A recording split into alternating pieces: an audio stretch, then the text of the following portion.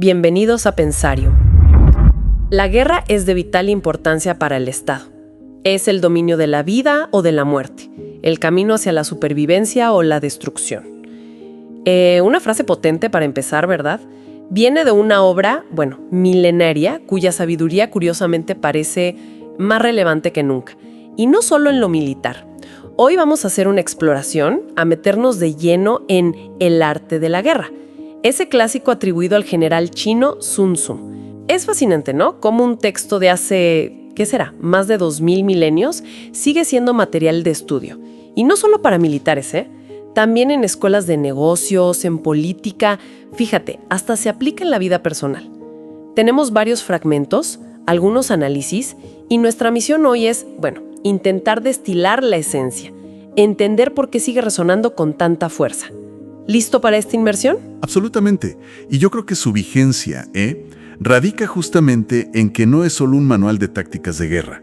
Aborda principios que son universales, ¿sabes? La planificación rigurosa, el liderazgo que funciona, la psicología que hay detrás de un conflicto y sobre todo el poder del conocimiento, la preparación. Lo interesante, creo yo, es que Sun Tzu no se enfoca únicamente en cómo luchar, sino en cuándo conviene hacerlo. Y, digamos el ideal, cómo alcanzar la victoria sin necesidad de un enfrentamiento directo. Esa idea, la de vencer sin luchar, es clave, sí. Seguro que volvemos a ella. Bien, pues empecemos por la base, por los cimientos. Sun Tzu insiste en que antes de cualquier movimiento hay que poner sobre la mesa 5 factores. 5 factores fundamentales. Son como la base para predecir el resultado, ¿no? Habla del método, el clima, el terreno, el liderazgo y la disciplina. A ver, si los desglosamos un poquito. El método. Suena abstracto, pero se refiere a algo muy concreto. Que el pueblo y el líder compartan un objetivo. Que la gente confíe, que siga a su líder sin dudar, incluso ante el peligro de muerte. Es la cohesión interna, ¿no? Como un arma. Luego, el clima. Que no es solo ver si llueve o hace sol. Es entender los ciclos. Día, noche, frío, calor, las estaciones.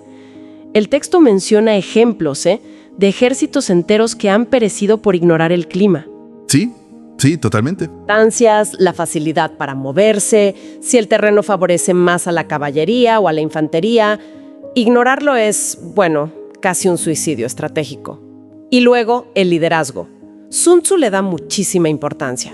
Lo define con 5 virtudes clave. Sabiduría, para planificar y adaptarse. Confianza, o sea, ser justo y predecible con premios y castigos. Humanidad, compasión por la propia gente. Coraje, para tomar decisiones audaces en el momento justo. Y firmeza, para mantener la disciplina. Exacto. Y finalmente, la disciplina, que no es a lo que la gente obedezca y ya. Es la organización eficiente del ejército, jerarquías claras, responsabilidades bien definidas y una logística impecable. Suministros, comunicaciones. Parece casi un manual de gestión de proyectos moderno, ¿verdad? Exacto. Y aquí viene un punto que a mí me parece fascinante. Sun Tzu no solo dice conoce esos 5 factores, insiste en una evaluación comparativa antes de cualquier enfrentamiento. La clave está en hacerse preguntas. Preguntas como ¿qué dirigente es más sabio y capaz? ¿O qué comandante tiene más talento? ¿Qué ejército saca más ventaja del clima y del terreno? ¿Quién aplica mejor las normas, la disciplina? ¿Qué tropas son objetivamente más fuertes? O sea, no es un simple checklist para uno mismo. Es un análisis diferencial profundo, compararte con el adversario. Y este es el primer paso hacia ese conocimiento dual, conocerse a sí mismo y conocer al otro, que es central en toda la obra. Dominar esta evaluación comparativa, según Sun Tzu, es prácticamente tener la victoria asegurada antes de empezar. Ese análisis comparativo nos lleva, casi de la mano, a otro pilar fundamental. Y quizás el más citado, ¿no? El arte de la guerra se basa en el engaño. Una afirmación potente, que a veces se simplifica un poco, como si fueran solo trucos de magia. Claro. Pero el texto va mucho, mucho más allá. Detalla cómo manipular la percepción del enemigo. Parecer débil cuando eres fuerte. Inactivo cuando te estás moviendo, lejano cuando estás cerca y al revés. Habla de usar señuelos, ¿no? Para atraer al enemigo a una trampa, de atacar su desorden, de explotar sus emociones irritar al que es colérico, inflar el ego del arrogante. Incluso sugiere sembrar discordia interna en el bando rival. Si deseas leer o escuchar el libro completo, aprovecha la oferta de Amazon Audible, solo 99 centavos al mes durante los primeros 3 meses. O si prefieres leer, obtén 3 meses gratis de Amazon Kindle y disfruta este y muchos otros libros más. Dale clic al enlace que está en la descripción y comienza hoy tu transformación. El objetivo es siempre el mismo: golpear donde y cuando menos se lo esperan. Es una guerra psicológica, constante. Totalmente. Y como dices, no son solo trucos. Es una estrategia completa para controlar la percepción del adversario y, por lo tanto, la situación misma. Sun Tzu habla de combinar métodos, digamos ortodoxos, las acciones directas, las que se esperan, como un ataque frontal, con métodos heterodoxos, que son las maniobras indirectas, las sorpresivas, una finta seguida de un ataque por el flanco, por ejemplo. Dice que la combinación infinita de estos dos, ortodoxo y heterodoxo, es lo que hace a un estratega realmente impredecible, como un círculo sin fin que no sabes dónde empieza ni dónde acaba. Conceptos como el vacío y la plenitud, atacar la debilidad del enemigo, su vacío, con nuestra fortaleza, nuestra plenitud, se basan precisamente en eso, en crear y explotar esas percepciones alteradas. Es porque tu análisis muestra que tus condiciones son superiores a las del enemigo. El engaño efectivo no surge de la improvisación. Es el resultado de una planificación cuidadosa, basada en ese conocimiento profundo. Y recordemos siempre el ideal de Sun Tzu. El engaño supremo es el que permite ganar sin siquiera combatir, deshaciendo los planes del enemigo, rompiendo sus alianzas o asfixiando sus recursos antes de que pueda reaccionar. Fascinante cómo se conecta todo, de verdad. Hablemos ahora de algo muy terrenal, muy práctico, que Sun Tzu considera vital: la gestión de los recursos. Hay una insistencia casi obsesiva en la rapidez. Frases como ser rápido como el trueno, veloz como el relámpago, no son solo poesía, ¿eh? Para nada. Es pura estrategia. Advierte constantemente contra las campañas largas. Las considera desastrosas. Agotan a las tropas física y mentalmente, consumen los suministros, minan la moral. Hay una sentencia muy clara: nunca ha beneficiado a un país una operación militar prolongada. Y pone un énfasis enorme en la logística. Describe de forma muy vívida cómo transportar provisiones a largas distancias, empobrece al Estado. Y cómo, en cambio, abastecerse del enemigo es doblemente ventajoso. Su cálculo es brutalmente pragmático. Dice algo así como: una medida de alimento tomada al enemigo equivale a 20 que te proporcionas tú mismo. Increíble el cálculo. Sí, y también advierte del impacto económico interno: subida de precios, impuestos asfixiantes. La greda larga desangra al propio país desde dentro. Claro. Y esa visión tan pragmática se extiende a cómo motivar a las tropas. Nada de idealismos vacíos. Sun Tzu dice directamente: donde hay grandes recompensas se encuentran hombres valientes. Recomienda explícitamente usar el botín capturado para premiar a los soldados, darles un incentivo personal para luchar con más arrojo. Incluso detalla cómo tratar bien a los prisioneros para integrarlos y aumentar la propia fuerza. Es un enfoque muy directo sobre la naturaleza humana en situaciones límite. Lo que emerge de todo esto es una visión casi económica, ¿sabes? Increíblemente moderna de la guerra. Sun Tzu entiende perfectamente que la guerra es un sumidero de recursos y, sobre todo, de vidas humanas. Por eso, la velocidad y la eficiencia logística no son meras tácticas, son imperativos estratégicos para preservar la fuerza del Estado y la capacidad del ejército. Y motivar con recompensas tangibles es reconocer cómo funcionan las personas bajo una presión extrema. El objetivo no es la gloria por luchar, es la victoria rápida y decisiva para minimizar el desgaste. Hay una metáfora muy poderosa que usa: un ejército es como el fuego, si no se apaga, se consumirá a sí mismo. La guerra es un mal necesario, ¿sí? Pero que debe concluirse lo antes posible. Y para lograr esa victoria eficiente, llegamos a la que quizás sea su cita más famosa. Si conoces a los demás y te conoces a ti mismo, ni en 100 batallas correrás peligro. ¿Cómo se profundiza este conocimiento, según Sun Tzu? ¿Cómo se llega a ese nivel? Es que no se trata de un conocimiento pasivo, ¿sabes? De biblioteca, de estudiar informes y ya está. No, es una inteligencia activa y constante. Sun Tzu insiste en provocar al enemigo para ver cómo reacciona, observar sus patrones, ponerlo a prueba para descubrir sus puntos fuertes y débiles. Hay una frase muy reveladora. Oblígalos a moverse para descubrir sus patrones de acción e inacción. Hay que entender no solo sus capacidades objetivas, sino su forma de operar, su doctrina, sus tendencias. O sea, hay que interactuar para conocer. Exacto. Y para obtener esa información crucial sobre el enemigo, le dedica un capítulo entero al espionaje. Lo considera absolutamente esencial, imprescindible. Describe hasta 5 tipos de agentes. Los nativos, que son gente del lugar enemigo.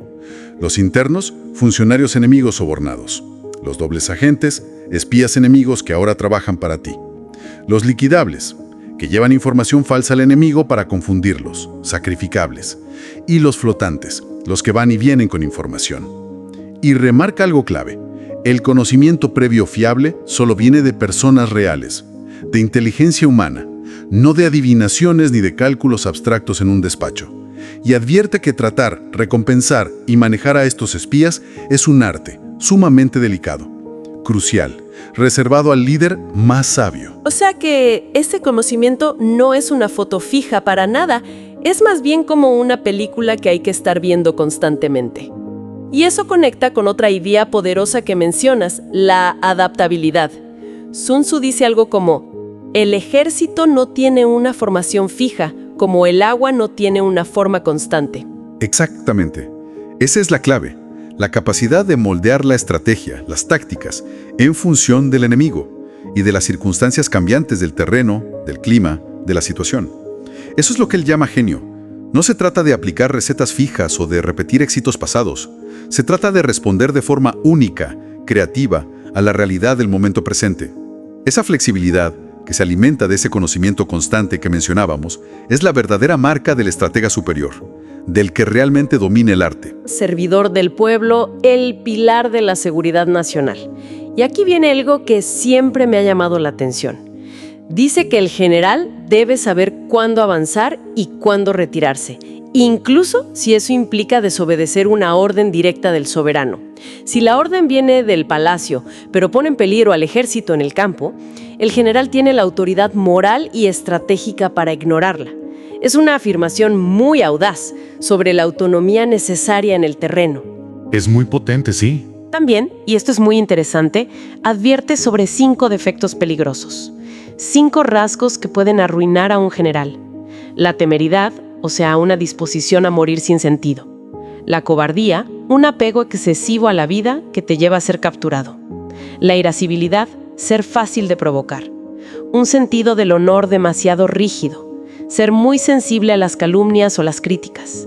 Y una compasión excesiva que puede generar indecisión y preocupación constante. Son como las sombras de las virtudes, ¿no? Precisamente. Es que lo que Sun Tzu busca es un equilibrio delicadísimo. Por un lado, es fundamental tratar a los soldados con humanidad, con consideración. Usa esa imagen tan bonita de cuidarlos como a hijos propios, para asegurar su lealtad, su disposición a seguir al líder hasta la muerte si hace falta. Pero, por otro lado, esa humanidad debe ir acompañada, sí o sí, de una disciplina férrea, inquebrantable. Dice algo así como: unifícalos mediante las artes civiles y contrólalos mediante las artes marciales. Advierte claramente: si solo hay indulgencia, si eres demasiado blando, las tropas se vuelven indisciplinadas, inútiles, como niños malcriados, dice. Las órdenes deben ser claras, consistentes y su cumplimiento debe exigirse. La confusión o la debilidad en el mando, son la antesala del desastre. Entendido. Y ese vínculo con las tropas, esa lealtad, no es algo automático, no se da por sentado. Se construye día a día, se basa en el aprecio mutuo, en la confianza ganada, en la demostración constante de competencia por parte del líder. Si esa conexión se rompe, si empiezan las murmuraciones, las faltas de disciplina, los castigos arbitrarios, eso es señal de que se ha perdido la lealtad. Y un ejército sin lealtad interna está derrotado antes de empezar a luchar. Da igual su tamaño o su armamento. Nos queda un último gran tema que Sun Tzu trata con muchísimo detalle. El terreno. No lo ve como un simple mapa, ¿verdad? Sino como un factor estratégico activo, muy activo. Llega a clasificarlo hasta en 9 tipos distintos, y cada uno con sus propias reglas de juego. Sí, es una taxonomía súper detallada. Menciona, por ejemplo, el terreno de dispersión, que es cerca de casa, donde la gente tiende a querer volver, a huir. El ligero, una entrada superficial en territorio enemigo. El clave, ese que quien lo controla tiene una ventaja decisiva. El de comunicación, que es abierto y accesible para todos. El de intersección, rodeado de otros estados, vital para hacer alianzas. Luego el difícil, cuando ya has penetrado profundamente. El desfavorable, como pantanos o montañas, muy difícil de cruzar. El cercado, con accesos estrechos y salidas complicadas. Y el mortal, donde la única opción es luchar con la desesperación del que no tiene escapatoria. Es casi un curso de geografía militar aplicada. Totalmente. Y lo interesante es que para cada uno de estos terrenos prescribe una estrategia o una actitud diferente. Por ejemplo, en terreno de dispersión hay que unificar la voluntad, evitar deserciones. En terreno ligero, mantener las formaciones conectadas, no dispersarse. En terreno clave, ocuparlo antes que el enemigo, o si ya lo tiene, no atacarlo frontalmente. En terreno de intersección, buscar alianzas sí o sí. En terreno difícil, asegurar la línea de suministros. En terreno desfavorable, moverse rápido para salir cuanto antes.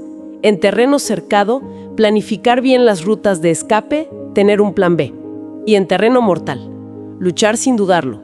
Esa frase de "sitúa las tropas en un terreno mortal y sobrevivirán" es escalofriante, pero revela una profunda comprensión de la psicología humana bajo presión extrema. Exacto. Y más allá de la clasificación en sí, que es muy útil, lo fundamental es la insistencia en la observación constante y en la adaptación al entorno. Sun Tzu explica cómo interpretar señales. El movimiento de los árboles puede delatar una avanzada enemiga. El vuelo repentino de pájaros, una emboscada. El tipo de polvo que se levanta te dice si se acercan carros o infantería. Incluso da pautas sobre cómo leer las intenciones de los emisarios enemigos por su comportamiento, si están nerviosos, si son arrogantes, y da consejos prácticos que siguen siendo válidos hoy. Ocupar las alturas y el lado soleado. Evitar luchar cuesta arriba. Buscar fuentes de agua, pero mantenerse a una distancia prudente de ríos que el enemigo pueda usar. Y, algo crucial, la necesidad de usar guías locales en territorio desconocido. No puedes fiarte solo de los mapas. Claro. Lo que Sun Tzu nos está diciendo, casi gritando desde hace siglos, es que el terreno no es un fondo pasivo. No es un escenario y ya está. Es un jugador activo en la partida estratégica. Puede ser tu mejor aliado si sabes leerlo y usarlo a tu favor, o tu peor enemigo si lo ignoras. La habilidad para interpretar el terreno y adaptar la estrategia a sus exigencias es, una de las pruebas definitivas de la competencia de un general. Fallar en esto es, según él, una de las causas seguras de derrota.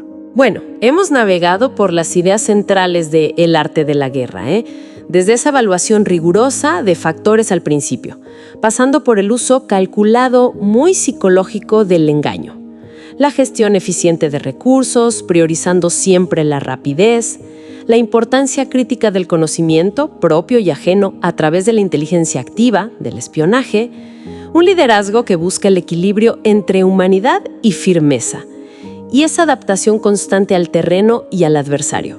Son principios que, como decíamos al empezar, claramente van mucho más allá de lo puramente militar. Exacto.